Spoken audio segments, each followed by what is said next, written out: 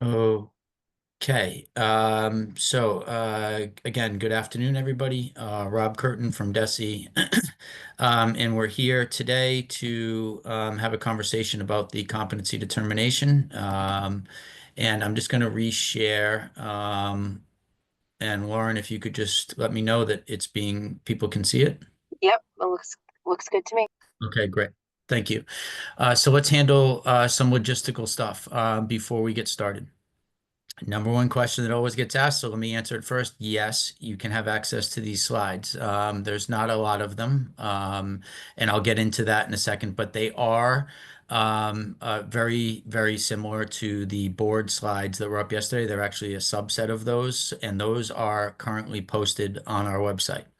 Um, so um, I believe one of my colleagues is going to put a link to that, so you'll have access to those slides Oh, okay. to be able to see.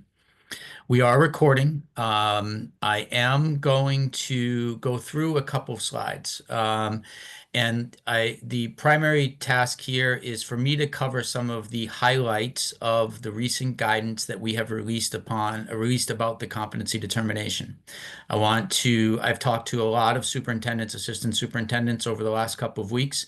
We think we've covered a lot in the FAQ. I do want to highlight and clarify some things, especially with some of the questions that I'd be getting. However, the biggest reason we're here today is to give you an opportunity to ask the questions you have. Okay.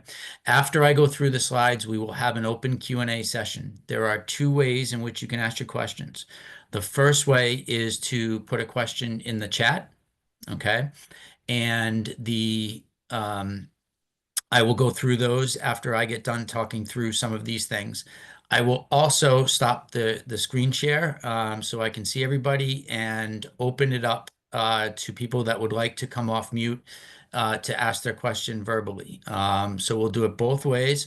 I'm able to stay here for up until 4 o'clock and take as many questions as you wish. But the hope here is that we can really address anything that we haven't been as clear about as we need to be for you as you move forward in this process. Okay. I think those are the logistical things. Yes, you'll have access to the slides. We are being recorded, and two ways you can ask questions. One is in the chat right now. Two, after I'm done talking through some things, you can raise your hand using the raise hand function. I forgot to mention that part. Please do it that way, and I will call on you to unmute yourself and ask your question verbally. Okay. All right. Let's Let's go through again. Three things we're going to do here. We are going to actually I'm going to put up the statutory language that changed as a result of question 2. I'm going to go over some of the highlights of the FAQ documents or document that we've put out, 2 rounds of FAQ in one document. And then I'll take your questions and hopefully we'll have some answers for you. If we don't, we'll know that it needs to get added to the next round of FAQ. Okay. Here is the statutory language. And let's talk through this, exactly what it says. I'm going to read a little bit here, even though you can all see it, because I want us to be clear on what has actually changed and what has not. So here is the paragraph related to the competency determination. It says that the competency determination shall be based on the academic standards and curriculum frameworks for 10th graders in the areas of mathematics, science and technology, history and social science, foreign languages, and English, and shall represent a determination that a particular student has demonstrated mastery of a common core of skills, competency, and knowledge in these areas. And I'll stop there to say, it used to say, as measured by the assessment instruments described in section 1I, which was describing the MCAS. That has been crossed out. It has been replaced by the underlined language in red that you see. So continuing on, skills, competencies, and knowledge in the areas by satisfactorily completing coursework that has been certified by the student's district as showing mastery of the skills, competency, and knowledge contained in the state academic standards and curriculum frameworks in the areas measured by the MCAS high school tests described again in section 1I, administered in 2023, and in any additional areas determined by the board. Okay? So, what the basic gist is what's happened here and what we have explained in especially the November 6th round of FAQ is that instead of the responsibility of awarding the competency determination been with the state through the MCAS or one of our appeals processes, it is now being based upon a determination that a student has satisfactorily completed coursework that has been certified by the student's district as showing mastery of the skills, and on and on and on. Okay. So in essence, what has happened is the state is no longer, once the law takes effect, allowed to award the competency determination. Okay. That responsibility falls onto the district to tell us that the students has satisfactory completed coursework that's been certified by you showing mastery of the skills and so on and so forth. Okay. So that's what has changed. I do want to focus for a second on in the areas measured by the MCAS high school test described in section 1 administered in 2023. Okay. Whereas at the top, it says, it mentions math, science and technology, history and social science, foreign languages, and English. The high school tests administered in 2023 were in ELA, math, and science. Okay. So as of right now, a student does not need to show that they've satisfactorily completed coursework in the areas of history and social science and foreign languages in order to earn the competency determination. That may change in the future, but as of right now, it is just ELA, math, and science. So we have released 2 rounds of FAQ guidance. Okay, they are now in they're in one document. Okay, please note that there's a date on answers that have been updated. So the most recent ones have been updated with a December 11th notation. They are linked in that FAQ. We can also put the FAQ link in the chat. And we will continue to update these as necessary. I do think there'll be needs for additional rounds. I will say to you, honestly, that different issues continue to pop up. And we're trying to think about all these things as well as you are. And we've tried our best to be as comprehensive as we can right now. But undoubtedly, it will require to be continuously. Okay. Okay. Some of you may have seen me speak or heard me speak yesterday at the board meeting. I assume many of you have not. There are particular topics that I'd like to highlight and talk through with you to add perhaps some clarity or just explanation to what's already in writing in the FAQ. Okay. You'll notice that there's a little bit of a space here between the top 3 and then the remainder. These 3, I believe, are critically important and need to be dealt with immediately. So I want to, but they're all of great importance. Okay. So first and most importantly, as I said yesterday at the board meeting, it's imperative that districts realize and figure out who their current 12th graders in the class of 2025 who have not earned a CD. Okay.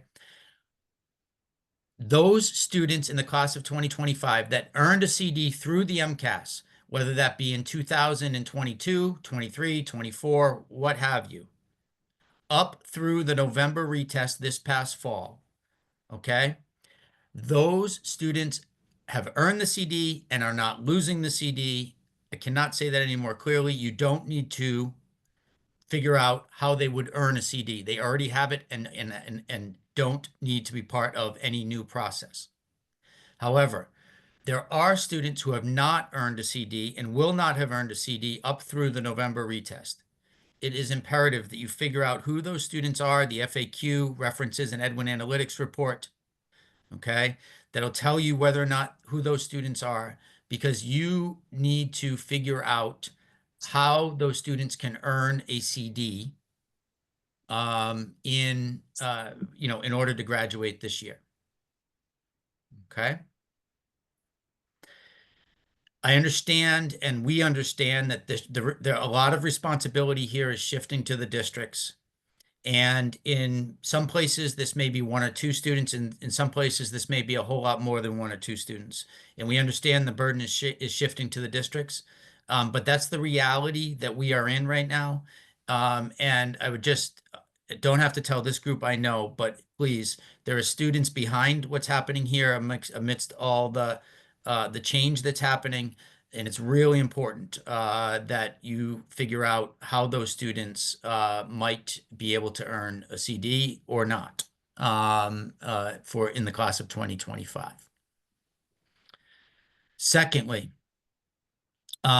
it's really important. We often focus on the two parts of that are needed to graduate from a Massachusetts public high school, that being having earning the competency determination and meeting the local graduation requirements. There is actually a third, and that applies to students with disabilities. There is a requirement upon districts to provide FAPE, a free and appropriate public education, to students with disabilities. Okay, that requirement has not changed one bit as a result of the change in the law.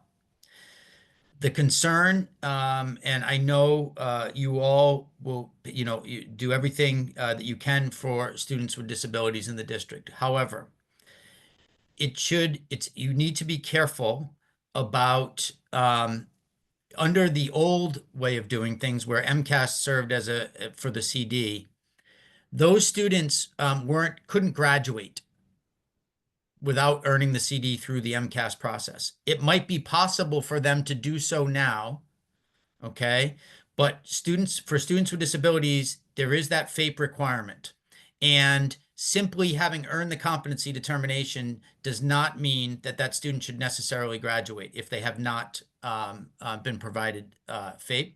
And sometimes graduation can be seen as an exit.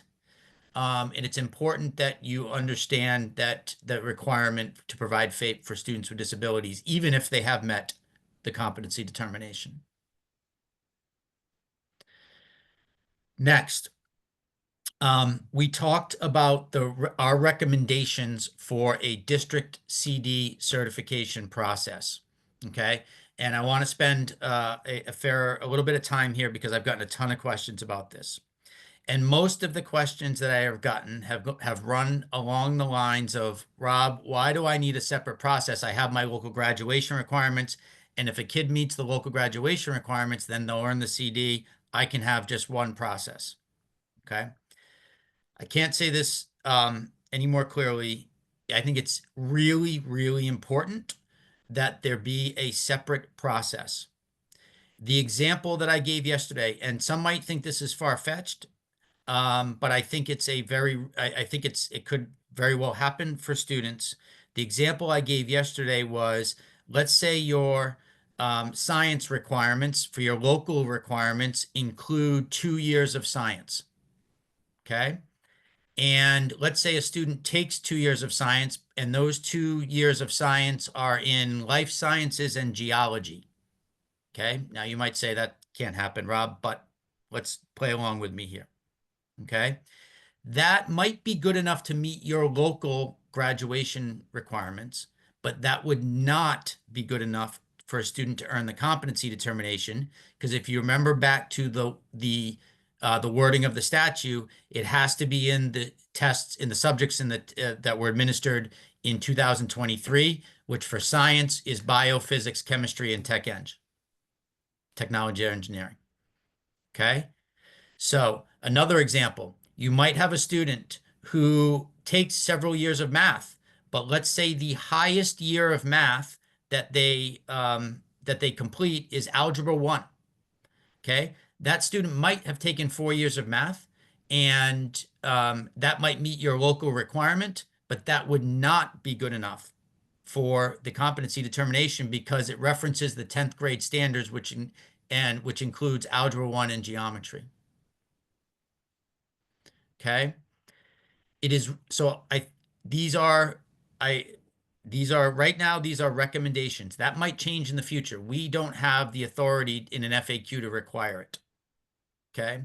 But I would strongly suggest, for the reasons that I have discussed, that you work with your governing body to establish a certification process that is aligned to the wording of the statute, that is publicly available to both students, families, stakeholders, and that is translated in multiple languages. Okay.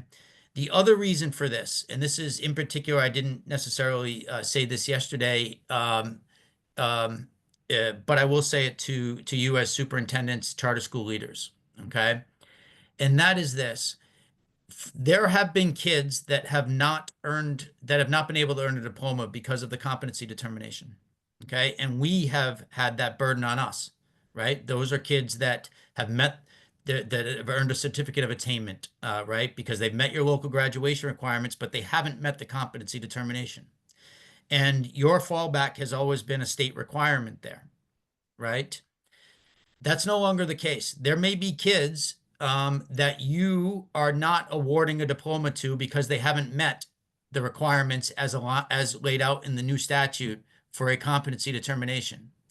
If that's the case, my suggestion, my belief, although again, I know we're not requiring this right now, is that you're going to want to have a policy to fall back on, one that's in writing and one that has been written down. Sorry, that has been approved by a governing body. Okay. Again, I understand that it may not be a requirement right now, but I would strongly suggest that you undertake this process within your district and governing body. Okay, so those are three, I believe, of the most important ones. The others that I think are important also that I just want to touch on a minute before we go to Q&A. Does what happened with question 2 have an impact on the district's ability to set local graduation requirements? Absolutely not. Okay. The district can still set its own local graduation requirements. And as a matter of fact, the CD only really goes through grade 10. I think our expectation would be that a district has graduation requirements beyond just the competency determination, because we would hope that it would cover the entire gamut of high school. Okay. Is the use of MCAS achievement as a local graduation requirement allowed? The answer to that is also yes. Okay. The MCAS, the local graduation requirements and setting those local graduation requirements are at the sole discretion of the school district. Okay. And if a district wanted to have a qualifying score on the MCAS be part of the local graduation requirements, that is at your discretion to do so. It cannot be part of the competency determination, but it can be part, again, of this with their separate processes as part of the local graduation requirements. The next one is one that I've gotten a lot of questions on, and that is the applicability of this law to former students who have not earned a competency determination under the old law. Okay. And I want to speak to this and be really clear, because I've talked to a lot of superintendents about this, and perhaps we weren't as clear as we needed to be in our guidance. Okay. One of the roles that the department has played in the past for many, many, many years is to allow former students a path to earn a CD through the MCAS, whether that be former students, whether that be our adult learners. Okay. We cannot offer that path any longer. So districts need to have a process to allow former students and adult learners to earn a CD in a way that's aligned with the new statute. Okay. So the answer is yes, it is applicable to former students who have not earned a competency determination. This is something that we've done for a long time, but we cannot award a CD any longer in the ways that we have. We've gotten a lot of questions about the future of MCAS retests and performance appeals. As far as retests go, in 2025, we are going to continue to offer retests. People may not realize this, but there are students who take the retest for scholarship purposes. In other words, to improve their score for a scholarship. Okay. So the need for a retest still exists, and we will continue to offer it. I don't believe it will it's not necessary for a lot of students to take it for sure, but we will continue to offer it, and we will evaluate the need to continue to offer it with the same frequency that we have in the past as we move forward. I will say, and as I said yesterday at the board meeting, if districts are using an MCAS, a qualifying score on the MCAS as part of a local graduation requirement, then I would think that students need to be afforded the opportunity to take the MCAS, and that would certainly go into our decision and our calculus around how frequently we're offering retests. As far as performance appeals, we will continue to adjudicate appeals up through the effective date of the law. We believe the effective date of the law will be January 3rd or 4th. It's 30 days after the certification. But after the effective date of the law, we will no longer be adjudicating performance appeals. Those performance appeals are akin to the department awarding a competency determination aligned to an MCAS standard. And we will no longer be doing that because it is not aligned with the new law.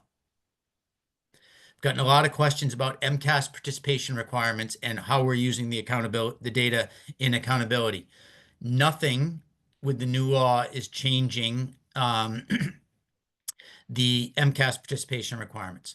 MCAS participation is required by state and federal law.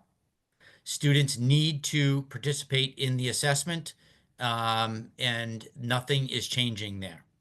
Okay. What is changing is perhaps around whether students need to take retests, and they certainly don't need to take retests like they have in the past. But in terms of an initial and participating for the first time in MCAS, none of those requirements have changed. And as far as the use of the data, whether that be in the accountability system or otherwise, nothing has changed there as well. We will be using the results from the high school assessments in the accountability system like we have in the past.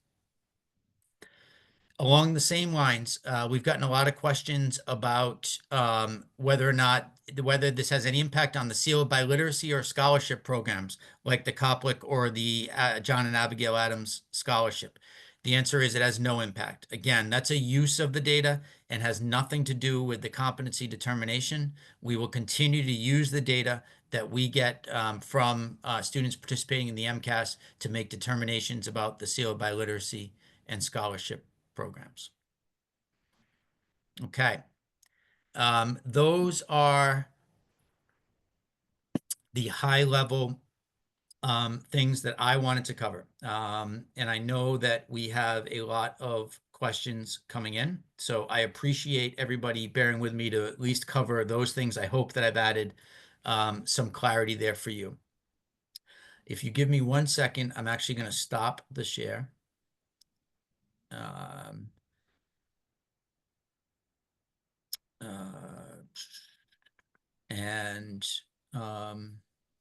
Okay. And I'm going to open up the chat. The first thing I'm going to do, and I'm going to go through the questions, and I'm going to go, and then I'll open it up again through I'm going to go through the chat questions, and then I'm going to go through the And then I'll open it up for people that want to ask questions verbally. Perhaps I'm not having explained things as well on your chat, so happy to add some clarification there. And for those, when I do open that up, you will use the raise hand function. Okay. Um, First question is, can you please explain why the class of 2025 cannot earn a CD by attaining the required score on a spring MCAS? In the past, we have used this for students who have transferred from private schools. The reason why students cannot earn in the class of 2025 cannot earn a CD through the MCAS is because the law has changed, pretty simply. Um, as of early January, the law does not allow students to earn a competency determination through MCAS any longer. Okay. Um,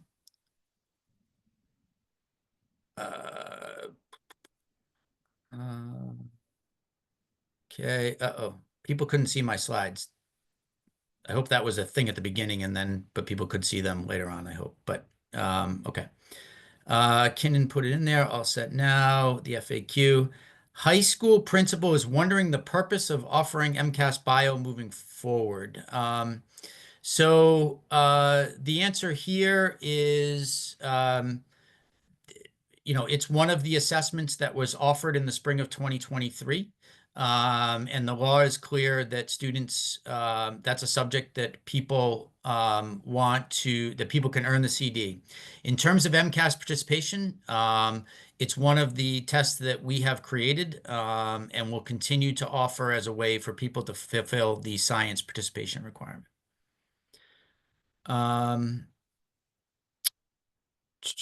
If a student took the June science MCAS and did not pass, are they required, encouraged, prohibited from taking the February retest?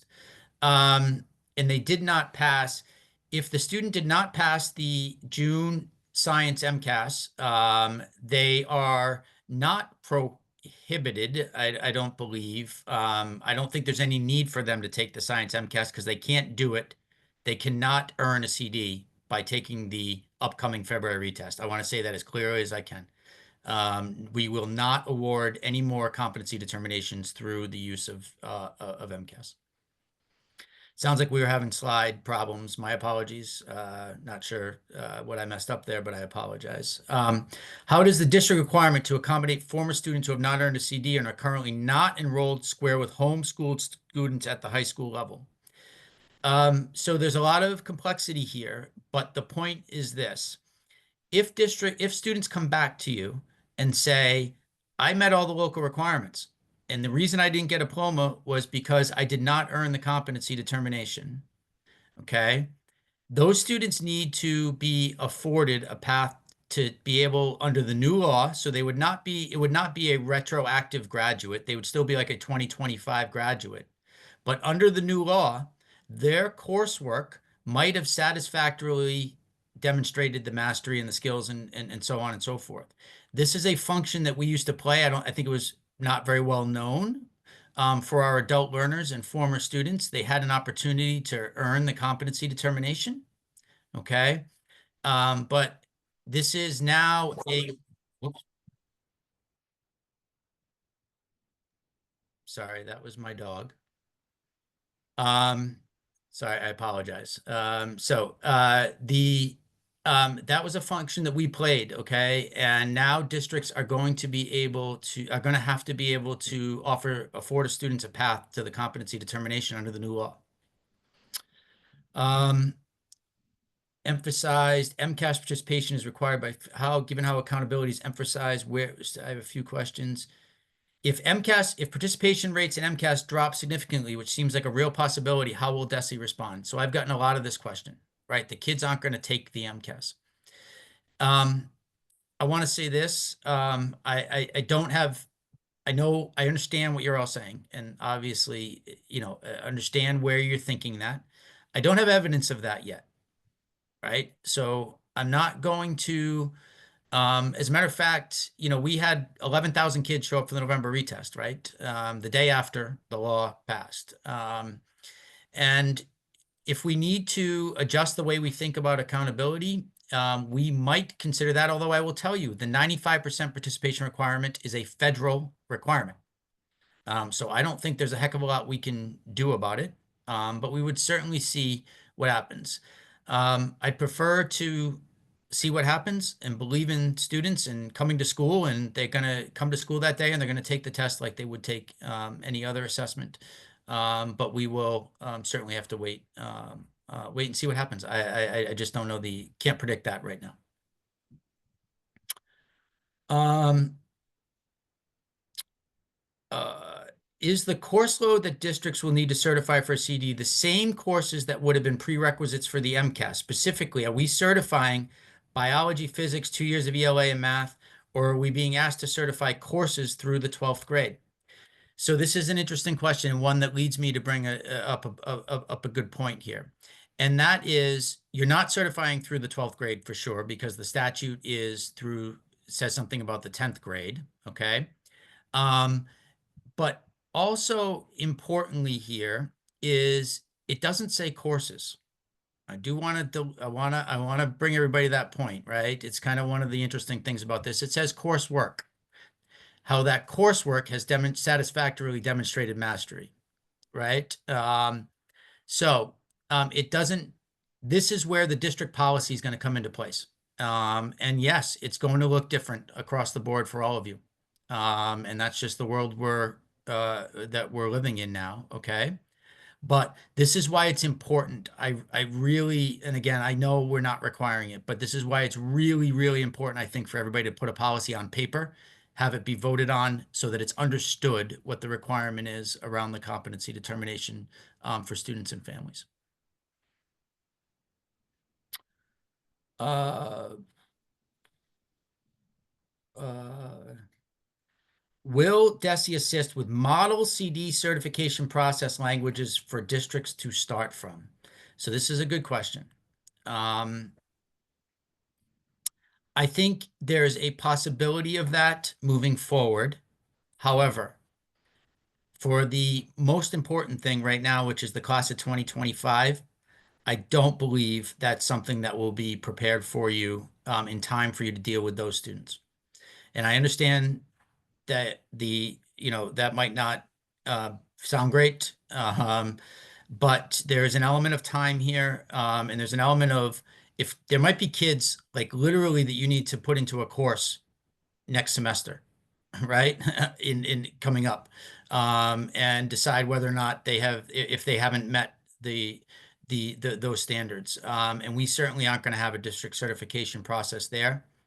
The other thing is, frankly, for us to consider is, and we just haven't done this yet, but the law pretty much shifts this to a local determination.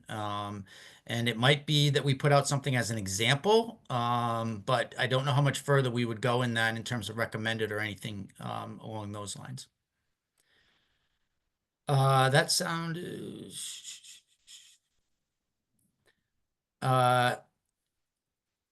yeah, so let me clarify. There's a question here about what I said about the MCAS as a local graduation requirement. Again, this is two separate processes, the competency determination and your local graduation requirements.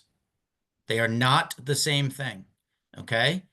What we said is you cannot use we don't believe you can use the MCAS as part of the competency determination. The statute is pretty clear there, right? It literally struck out assessment. What we've said in the FAQ is the local graduation requirements are at the sole discretion of your district and are separate and apart from that statute. And we've gotten the question about whether a qualifying score on the MCAS could be used as a part of the local graduation side. Okay, want to be really clear there. And the answer to that is yes. Will there be any changes to MCAS Alt? No. We will continue to offer we will continue to offer the MCAS Alt to students with the most significant cognitive disabilities. I'd like to advocate for DESE to continue offering robust retest opportunities. That's certainly part of our thinking, so we will continue to do that. Will EPPs be a thing moving forward? And clarification for students on EPPs is a great question. If you would like to have a locally administered EPP as a condition of your graduation, that is, again, at your discretion. However, the state mandated EPP is a path to the competency determination through basically a state process. Um, so the EPP process in effect no longer exists.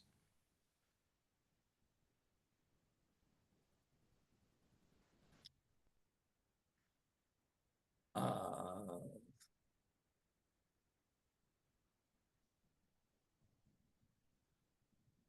Yeah, so there's a question here about students with significant cognitive disabilities. Okay, and this is sort of what I was getting at a little bit when I talked about students with disabilities. Okay, we, there were students with significant cognitive disabilities that were unable to earn the competency determination when we were using the MCAS. And it's possible, hopefully not, but it's possible, just to say it, that there would be students with significant cognitive disabilities that will not be able to earn the CD, um, under a new district certification process. That's certainly possible, and it's a role that we played that is now you're playing, frankly. Okay. I've gotten questions about whether simply meeting the conditions of the IEP can earn a certificate students a competency determination. And the answer to that is if the language in the IEP aligns with the new statute, then yes. But if it is simply about meeting life skills or meeting transition skills, that does not align with the language in the statute as it relates to the standards and curriculum frameworks related to the 10th grade tests.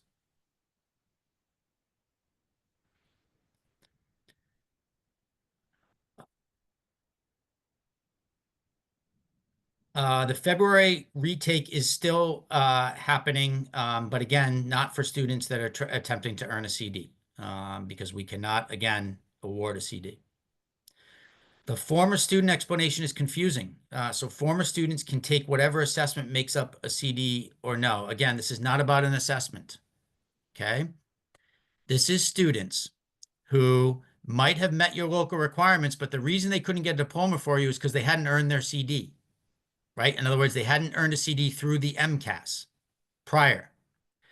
Those students, in theory, could come back to you and say the new law allows you to look at the coursework that I did back in whatever year and award a CD. So that whatever your district certification process is, it needs to account for the fact that this might be for students in previous classes that the only reason they didn't graduate was because of they didn't earn a CD. Um, will there be any adjustments to the qualifying for the seal by literacy? No. Uh, Rob, we have a hand raised from Lori Gallivan. yeah, sure. Why don't we take take some verbally. Lori, please. Thank you. So I just want to, excuse me, touch on something you just said, that essentially, basically, the EPP process through DESE is going away That's as correct. of the date of the law as well, right? That's So what correct. about the kids that are on our CD list right now that say need an EPP for English?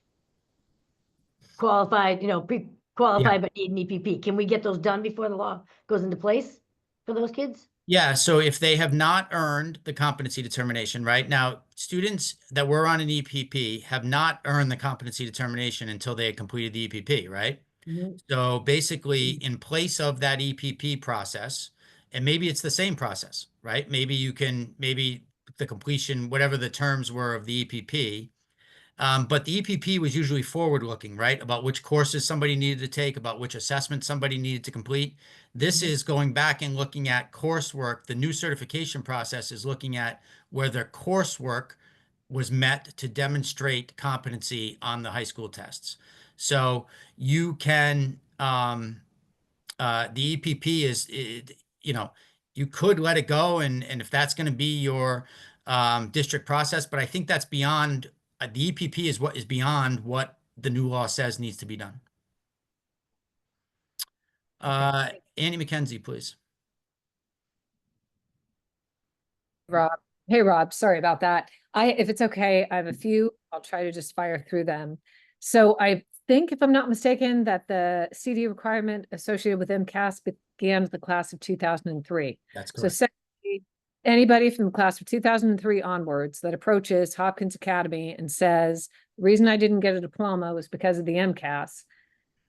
Is there, which you've probably already pointed this out to me, does the state have a comprehensive list of all those students who did not meet CD since 2003 by district? So one, I could check that what they're telling me is accurate, and we'd also do our own transcript check. Yeah.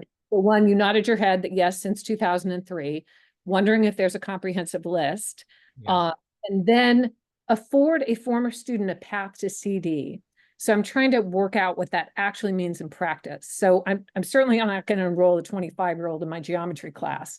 I'm No. assuming that I could hand them a final exam and figure out a way to have it proctored.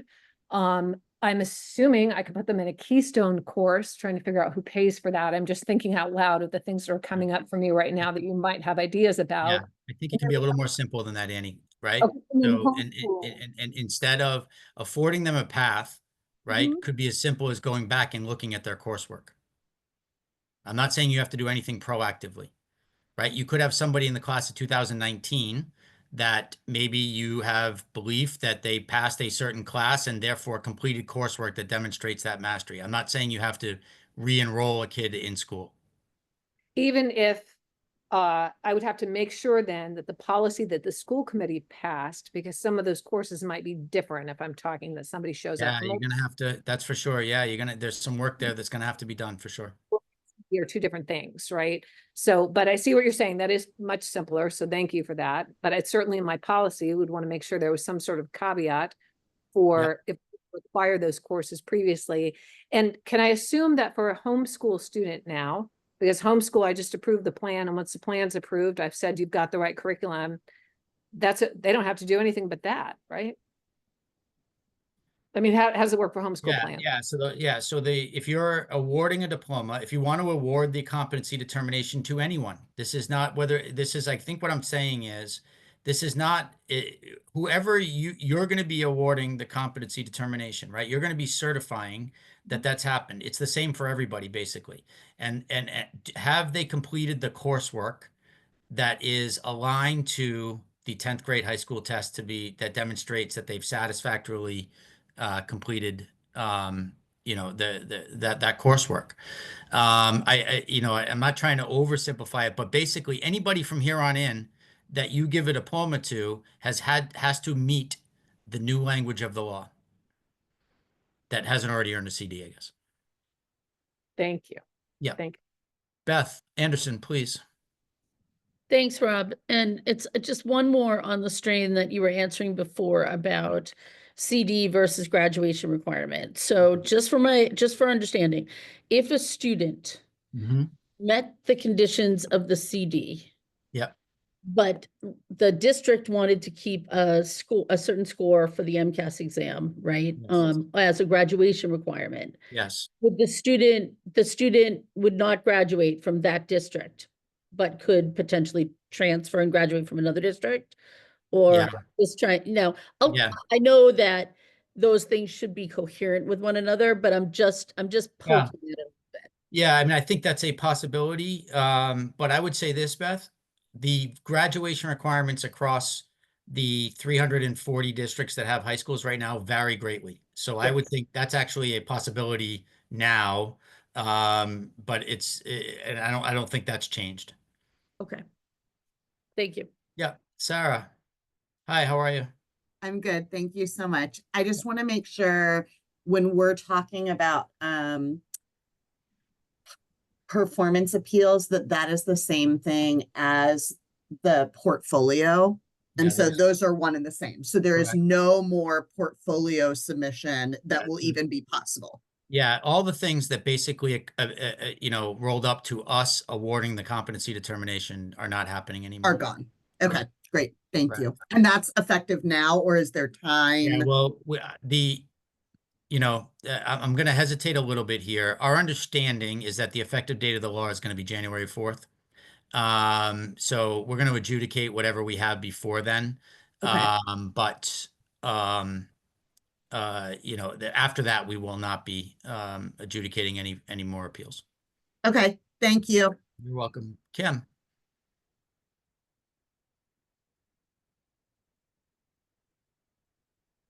Hi, Hi, Kim. sorry. In addition to all my million questions that I put in the chat, I do have a junior who came to us from like Spain. Um, does he have to take the test at least once in order to do anything? Or can I look at his coursework, or offer coursework in one of the 2023 standards to, push him through? Yeah, so our participation requirements have not changed. And I believe if it's an 11th grader, I believe the answer to that is yes, they need to participate, but it's not related to the competency determination any longer. They need to Okay, participate in the test. thank you. Fernie.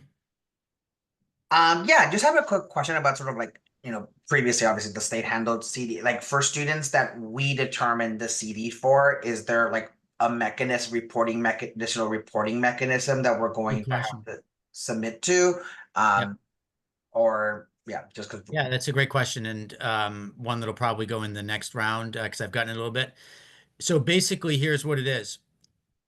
By telling me that the student graduated going forward, right? If you tell me the student has graduated, you're telling me that they earn the competency determination because they need to earn the competency determination and meet your local requirements. If you tell me they got a certificate of attainment, you're telling me they met your local requirements but didn't meet the competency determination requirements. And if they're still enrolled, you're telling me that they might have done one or the other, but they're still with you. Great, thank you. Now, I want to be clear about something. I want to reserve the right to collect more information about this whole thing as we move forward. But right now, that's the mechanism that we're using. Okay. I don't see any other hands up, so I'm going to run through a couple more questions here. There's a lot. Not sure if I'm going to get through all of them, but there's a couple. Can a family opt a student out of MCAS at the high school level now? Okay. This is not something that's changed as a result of question 2. There is no opt into the MCAS and there is no opt out of the MCAS. The students are required to take it. There's no such thing as opting out of the MCAS. Can coursework from other districts be locally certified if they cover similar content? So this is an interesting one. Okay. I would say that the answer is that's a local determination. I would say the answer is probably yes, right? But you'd have to figure out a way to be able to confirm that, which could be challenging. But again, it needs to be aligned to the standards and curriculum frameworks in those assessments. But I think that certainly if there's a way to confirm that and you can certify the coursework, I think it could be hard. But I think it could be possible.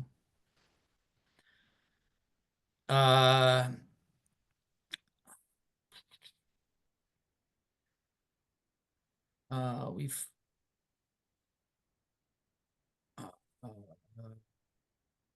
Can locals waive the CD requirement for the current seniors? No. I hadn't been asked that one before, but that's unequivocally no. The CD is a requirement to graduate from high school, so you need to award the CD if you're going to award a diploma. Can you discuss CD in relation to both current and past students who took the MCAS alt? Yeah, I mean the kids that took the MCAS alt, they and if those students don't have the CD, the MCAS alt was not a way to earn the CD because it was by definition is below grade level, right? That's being covered in the alt. Those students are part of that district certification path that I talked about. Like they're just like everybody else. In order to get the competency determination, they need to have coursework that you can certify demonstrates competencies in the high school test from 2023.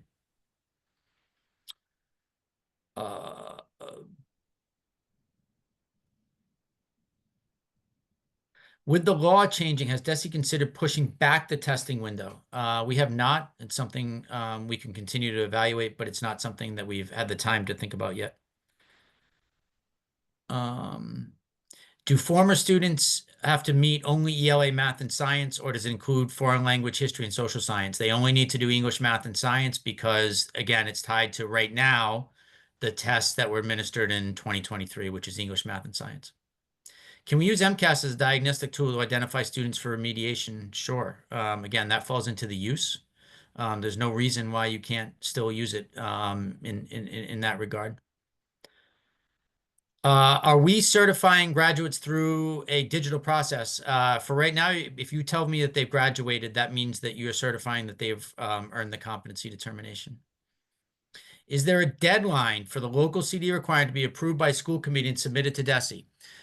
So right now, we're not actually requiring that you submit it to us. I will say I think it's at least a possibility in the future that we will be requiring that, but right now we're not. Right now, it's a recommendation. Again, as much as it's good to have everything in writing, it's good to have a policy. I also think it could serve as some cover for all of you, right? Like if there's reasons why that you're not awarding the competency determination to some students, you're gonna want to have a policy in place to be able to point back to.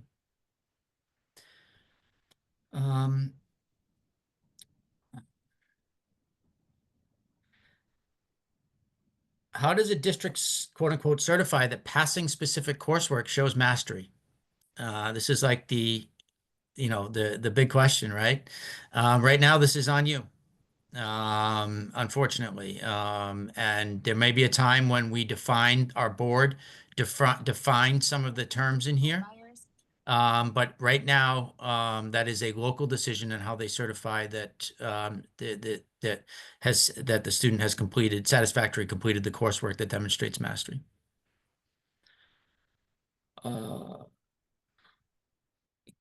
Given the incredibly poor timing of this, can the state waive the CD requirement this year? The answer to that is no. That's not, and we can't waive laws. Regulations can be waived if there's a provision in the regulations. Laws cannot be waived. This is a law.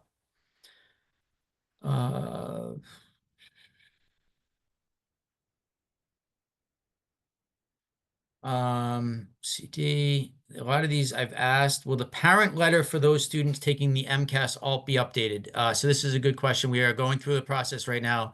I'd ask you to be patient. We're trying to do this as quickly as possible, is updating all of our documentation, updating everything on the website. There's a tremendous amount of work that has to be done. We're trying to do it as quickly as possible. To be clear, a local grad requirement can be MCAS related, but the local CD requirement cannot rely on MCAS. That's a perfect way of saying it. That's absolutely correct. If the district requires a passing grade on the MCAS, isn't that a violation of the new law or invite legal challenges? That's a question for your attorneys for sure. But the law is clear. It cannot be part of the competency determination requirement. Local graduation requirements are at the discretion of the local school district. Will DESE be approving new CD plans? As of right now, no. Reserve the right. That could change. The language now states mastery of the skills, competencies, knowledge. How does DESE define mastery? I'm reading this question for this last sentence. I find this to be very different term than meeting expectations. I would agree with you. That is certainly different. The standard to earn a competency determination is different. It's just different now than it was based upon the qualifying score on the MCAS. Thought you said a district could still choose to use MCAS as CD, local discretion. I did say that not for the competency determination though, for the local graduation requirements. I'm trying to be as clear as I can here on this. Two processes. You can do it on the local side. You cannot do it on the CD side. For students who have not passed the options, have not passed the MCAS, what's the options for the school? It's what we've talked about, this district certification process that you are need to adopt. For students who have not received diplomas due to not passing MCAS, does the district now have to offer courses? This is kind of, I was responding to Annie's. I don't believe that's the case. If you have access to the coursework that can demonstrate what you need to demonstrate, then I don't believe you have to offer courses. But if you choose to re-enroll a student, or an adult program, for example, I don't think there's nothing that says that can't happen, but I don't think it's a requirement at all. For alternative high school students serving come from a wide range of high school settings, does transcript credit from other high schools verify successful completion of CD requirement? This is a tough one. As I said before, I think you need to be able to, if you're awarding the CD and you're awarding a diploma in this new world, you need to be able to attest that the student has satisfactory completed coursework relative to the high school test from 2023. That's the standard. And unfortunately, I guess depending on your perspective, unfortunately, that's a local decision at this point. Okay. A lot of the questions, I haven't gotten to all of them. A lot of them are the same. But we will look at them. We will have them all and go on and offer another round of FAQ for ones that we haven't previously addressed and are sort of germane to this discussion. We are coming up on 4 o'clock. I want to thank you all for the time. I've talked to a lot of you already. I've texted with a lot of you already. Most people know how to get in touch with me. If you don't, somebody knows how to get in touch with me or email me, what have you. Please reach out. We're trying to be as responsive as we can. I understand the burden of responsibility here has shifted greatly. And want to try to assist you through that process as best we can. Being 4 o'clock here, we will take all the questions, but I thank you very much for your time. And if there's ways we can help, of course, please feel free to reach out. Thanks, Rob. Appreciate it. Thanks, Cole. Thank you. Thanks, Rob.